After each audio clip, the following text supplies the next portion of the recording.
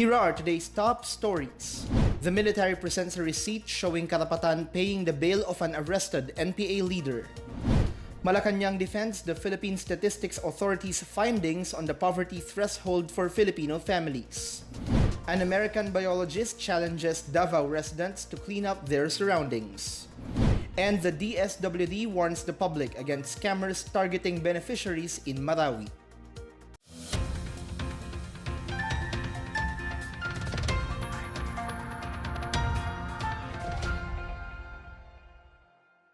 Good day, I'm William Theo. Welcome to the PNA Newsroom.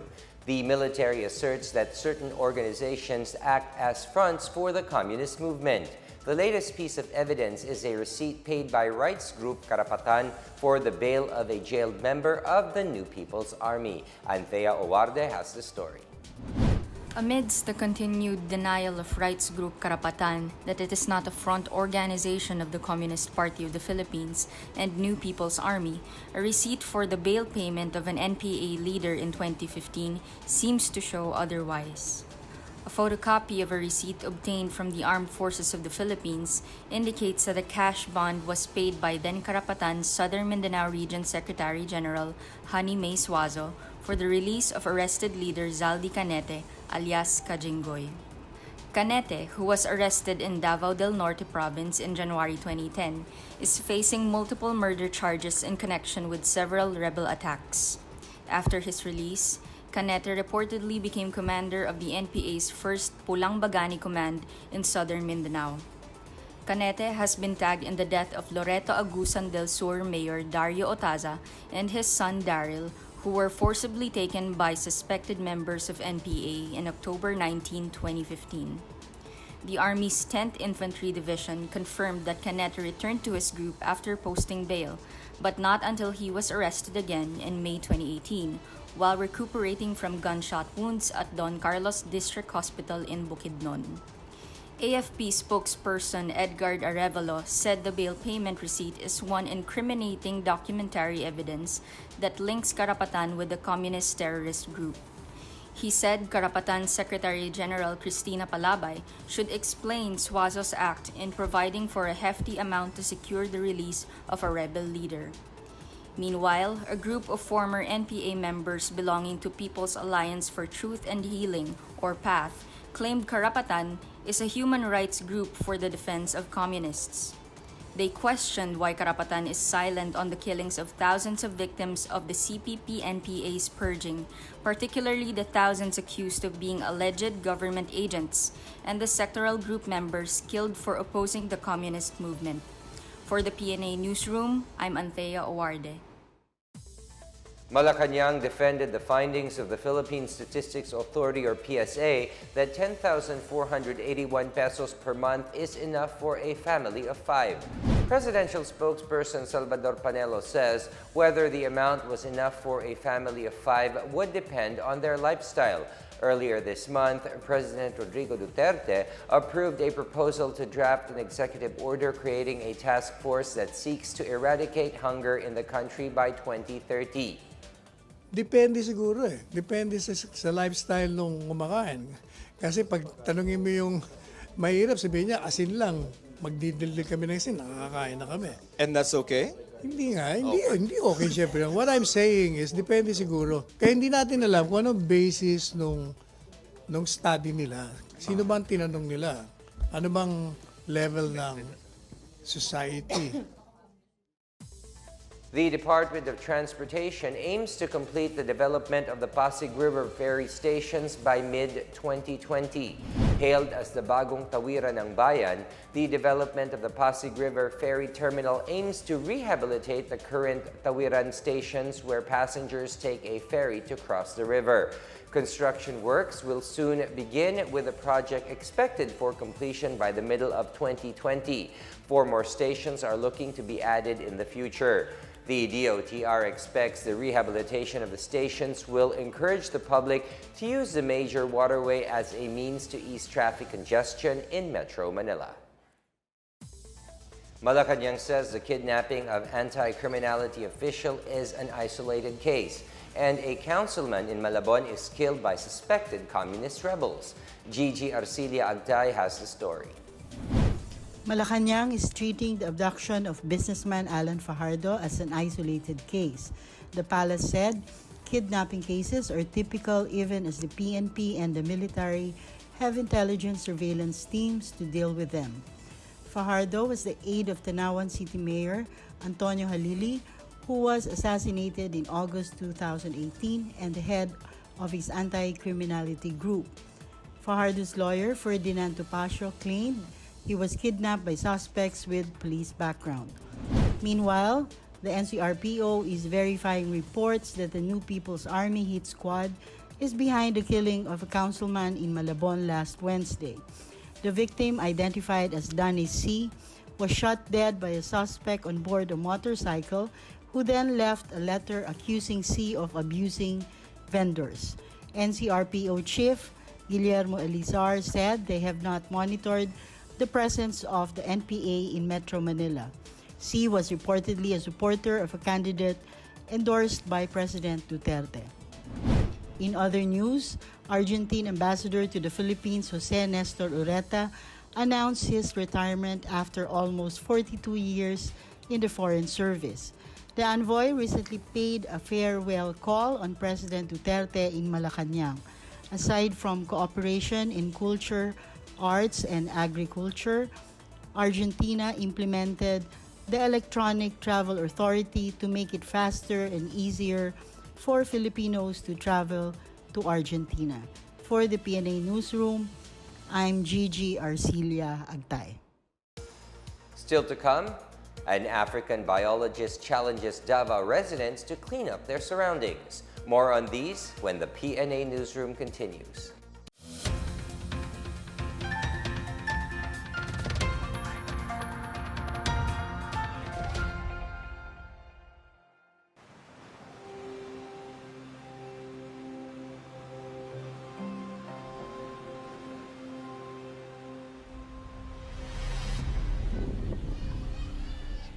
The Environment, Tourism and Interior Departments recommended to close Boracay for 6 months. To address issues such as illegal structures and faulty drainage systems that is affecting Boracay's prized beach. The last time na nandito is 2017. It's actually crowded. Sobrang dami ng tao. Everywhere, makikita mo talaga bars and drinks and makalat talaga. We had more cases of skin disease. We had more cases of diarrhea.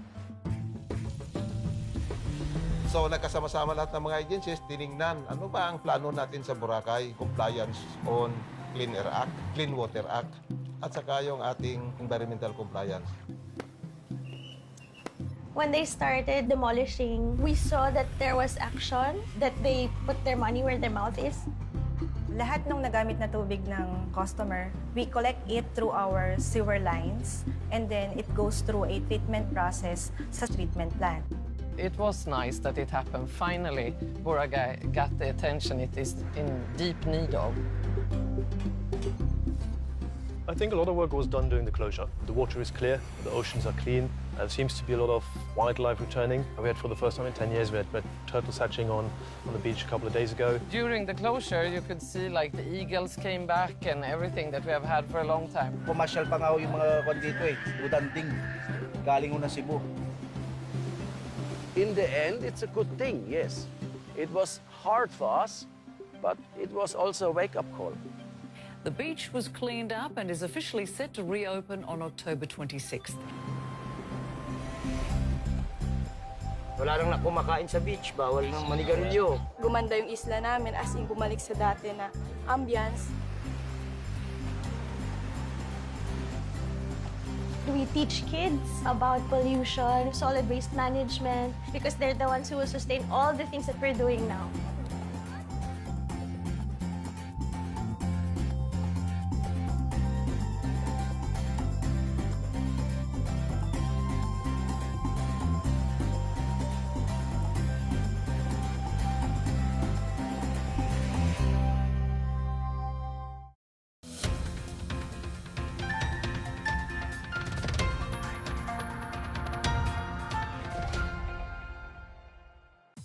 Agriculture Secretary Manny Piñol assured farmers that the Price Competitiveness Enhancement Fund will be released in the third quarter this year. Piñol says RCEF is included in the Department of Agriculture's 2019 budget and it will be automatically funded following the signing of the implementing rules and regulations last week. He says there is an allocated budget for the 10 billion peso fund program to be released this year, contrary to NEDA's earlier report that there is no available fund for RCEF. An American marine biologist has taken the initiative to clean up a clogged gutter in one of Davao City's most crowded barangays. David Blatchley has taken into himself the task of raking away the accumulated trash of plastics that piled up in the gutter in Barangay Bucana. The Davao-based scientist and collector says he is disgusted seeing these filthy gutters, which are only meters away from his popular Dibon Museum. Blatchley challenged the residents of Barangay Bucana as well as other barangays in the city to show some concern through waste disposal management. He previously called on authorities and Filipinos to take action against the widespread patronage of single-use plastics after a beaked whale was washed ashore and was found to have ingested about 40 kilograms of plastic. For those who want a quick getaway this weekend, an exhibit showcasing stories of the country's World War II heroes opened at the San Fernando Old Train in Barangay Santo Niño, San Fernando, Pampanga on Wednesday. The city government of San Fernando is commemorating the 77th anniversary of the Death March by exhibiting photographs, write-ups, and artifacts captured and used by Filipino freedom fighters during the war. Renato Caraval, President and Chief Operating Officer of the Philippine Veterans Bank, says the exhibit would convey to the younger generation the stories of the heroes during World War II. City Tourism Officer Ching Pangilinan says the city serves as a tool to encourage every Fernandino to trace the contribution of Pampanga and San Fernando to the rich history of the war. The exhibit will run until April 15. TESDA plans to train more rebel returnees and indigenous peoples in Cordillera. Meanwhile, 2 residents in northern Samar face charges for killing a dolphin. Janice Cave has the story. In Baguio City, about 119 rebel returnees received technical vocational training under TESDA. This is in line with the government's Balik Loob program where former rebels are reintegrated back to society.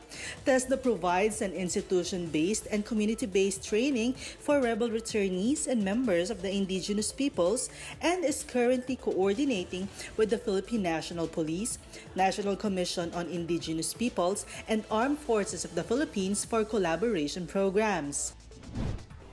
In northern Samar, a spinner dolphin was mercilessly speared using a bamboo pole in Bangon River by 2 residents who were caught on video. The Bureau of Fisheries and Aquatic Resources, or BFAR, is already coordinating with the Victoria Municipal Police Station for the arrest of the suspects. The penalty for fishing or taking of rare, threatened, or endangered species is equivalent to 3 times the value of species or 300,000 to 3 million pesos and imprisonment of 5 to 8 years. In Bulacan, some 1.5 kilos of shabu worth about 10 million pesos are seized and 3 drug suspects are arrested following a search warrant in Barangay Maasim, San Ildefonso. Suspects identified as Dwayne Aquino, his live-in partner Christine Oliveros, and Ray Alan Cruz are facing violation of RA 9165 or the Comprehensive Dangerous Drugs Act. Aquino is on the drug watch list of the San Ildefonso Municipal Police Station. For the PNA Newsroom, I'm Janice Cave. Up next, police arrest Julian Assange at the Ecuadorian Embassy in London. The DSWD warns the public against scammers targeting beneficiaries in Marawi. More on these when the PNA Newsroom continues.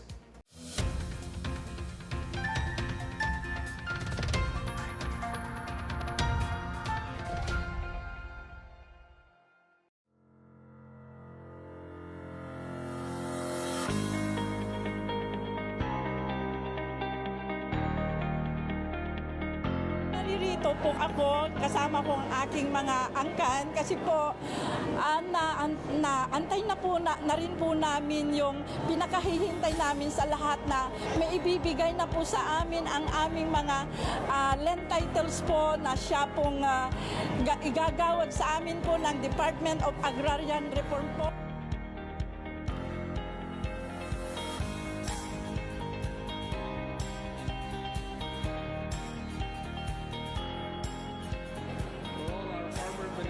Because for the longest time, we have been waiting for this opportunity to finally receive that Certificate of Land Ownership Award, which is an evidence that we are Filipinos because we own a parcel of land in this country of ours. Malaking tulong po sa amin ito dahil magkakaroon kami ng sariling lupa, magkakaroon po kami ng sariling sakahan at saka magkaroon po kami ng sariling tataniman ng mga punong kahoy, bearing fruits at makakatulong sa aming pamilya. Sa lahat po ng mga nakatanggap ng lupa ngayon, yung aming po mga agrarian reform beneficiaries, marami pa po silang matatanggap sa Department of Agrarian Reform. Unang-una po, pinakamahalaga, ang membership po nila sa kooperatiba. Pag member po sila sa cooperative, marami po silang matatanggap na benefits. Kagaya po ng isa, magkakaroon po sila ng trainings kung paano po pagyamanin ng lupa.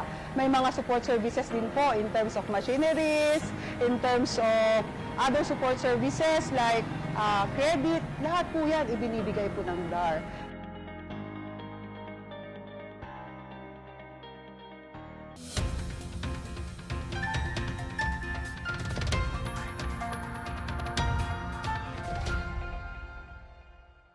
With the increasing number of freelancers, working at home may be practical, but sometimes it can also be counterproductive. Co-working space provider KMC Solutions is eyeing to expand its operations outside Metro Manila amid strong demand for office spaces. Shared offices, or popularly known as co-working spaces, are now becoming a trend in the country. The demand for co-working spaces is driven by multinational firms, mostly from the business process outsourcing industry. Co-working space provider KMC Solutions is coming up with more working spaces not only in the metro, but also in Clark, Pampanga, Iloilo, and Cebu. It partnered with private equity firm ASEAN Industrial Growth Fund to finance its expansion plans. And Chairman Gregory Kittleson says the firm intends to provide working spaces that can be used for operations of startup firms in the country. And in our foreign news, WikiLeaks founder Julian Assange has been arrested at the Ecuadorian Embassy in London, police announced Thursday. Officers from the Metropolitan Police entered the embassy where Assange had been living for the past 7 years to detain him for failing to surrender to the court over a warrant issued in 2012. He had been taken into custody at a central London police station. The Australian whistleblower has been holed up at the embassy since 2012. He was granted asylum as part of a bid to avoid extradition to Sweden, where he was facing allegations of sexual assault.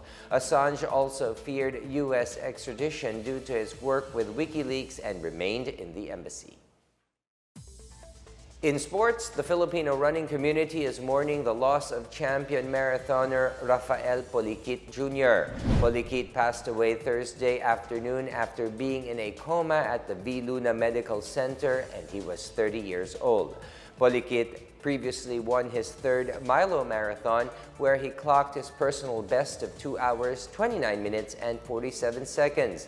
He was supposed to join the Philippine delegation to the 2019 Southeast Asian Games.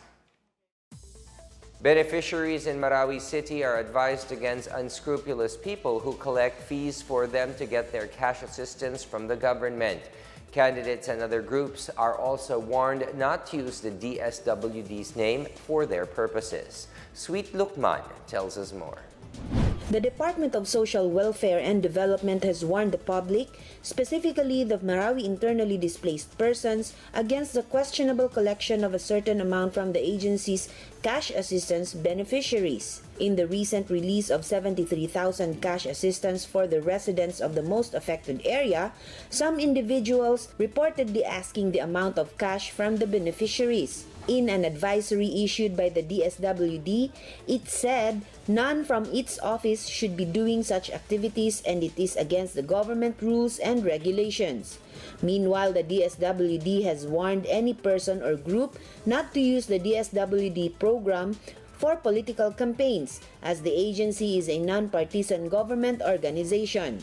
It also urges the public to report any unscrupulous individuals, organizations, or groups using the agency's name in asking for donations or collecting fees and or naming the DSWD's project or program as a counterpart. Any complaint may be reported to the Task Force Bangon Marawi through contact numbers 0929-144-9242 for smart subscribers and 0995-356-3965 for Globe subscribers, or email at tfbangonmarawifo@gmail.com for any concern mentioning illegal acts same as the above mentioned. Together with Laid Kabagani for PNA Newsroom, Sweet Lukman, Philippine Information Agency. Let's now check out the weather forecast for Metro Manila and the rest of the country.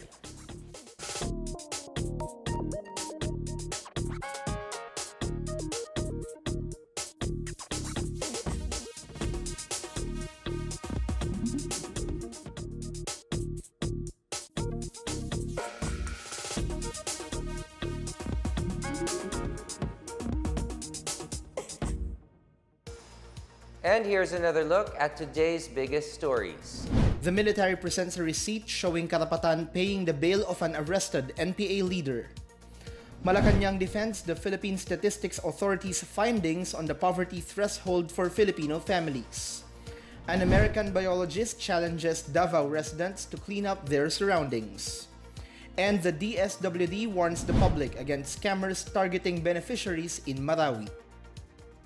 Thank you for watching another edition of the PNA Newsroom. To check out these and other stories, visit the PNA website or follow the Philippine News Agency on Facebook and Twitter.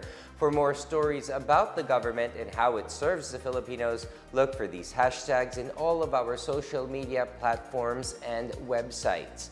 And since next week is the start of the Holy Week, let us take this time to repent and to fortify our faith in the Lord. And that's your daily dose of the latest news and information that you need to know from the PNA Newsroom. I am William Theo. Good day.